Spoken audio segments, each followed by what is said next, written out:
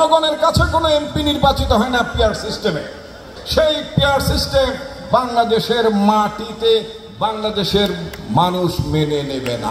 বাংলাদেশে আপনাদের ভোটের মর্যাদা থাকবে, আপনাদের অধিকার থাকবে, আপনার সন্তান শিক্ষার ব্যাপার থাকবে, আপনার স্বাস্থ্যের ব্যাপার থাকবে, আপনার স্কুলে শিক্ষক আসছে কিনা তার জবাবদিহিতা থাকবে।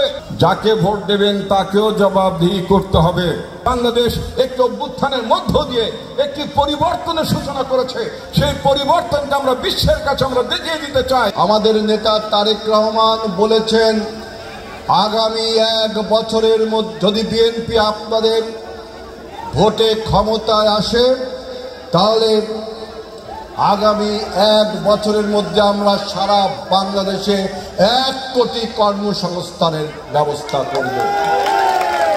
আমাদের নেতা তারেক রহমান বলেছেন, যদি আমরা নির্বাচনের মাধ্যমে ক্ষমতায় আসে, আমরা দরিদ্র মানুষের দুঃখ দূর করবার জন্য, ন্যায্য মূল্যে খাদ্য ক্রয় করবার জন্য ফ্যামিলি কার্ডের ব্যবস্থা করেছি। সেই ফ্যামিলি কার্ডের মালিক হবে সেই ফ্যামিলির যিনি গৃহিণী, সেই গৃহিণী হবে ফ্যামিলির কার্ড। এটা হলো নারীর ক্ষমতায়ন। ফার্মার্স কার্ড প্রদান করব, যেই কার্ডের মালিক হবে একজন কৃষক বা কিষাণী, অর্থাৎ নারীর ক্ষমতায়নের জন্য।